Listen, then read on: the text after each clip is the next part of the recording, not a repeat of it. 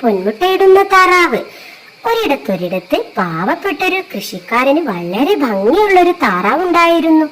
എല്ലാ ദിവസവും ആ കൃഷിക്കാരൻ കൂട്ടിൽ പോയി നോക്കുമ്പോൾ താറാവ് ഒരു തിളങ്ങുന്ന സ്വർണ്ണമുട്ട ഇട്ടിട്ടുണ്ടായിരിക്കും. അയാൾ അത് ചന്തയിൽ പോയി വിൽക്കുകയും അങ്ങനെ ധനികനാവുകയും ചെയ്തു. പക്ഷേ ഇത് അധിക നാൾ നീണ്ടു നിന്നില്ല. എല്ലാ ദിവസവും ഒരു മുട്ട മാത്രം ലഭിക്കുന്നതോർത്ത് അയാൾ നിരാശനായി.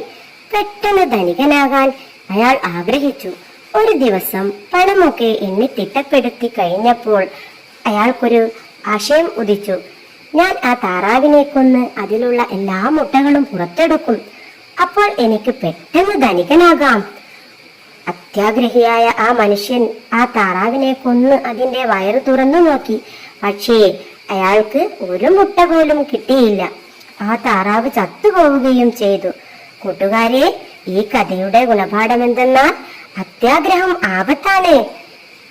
അപ്പോൾ ഇതുപോലെയുള്ള കുഞ്ഞു കുഞ്ഞു കഥകൾ കേൾക്കാനും പാട്ടുകൾ കേൾക്കാനും ഈ ചാനൽ ഒന്ന് സബ്സ്ക്രൈബ് ചെയ്യാനും ലൈക്ക് ചെയ്യാനും മറക്കല്ലേ.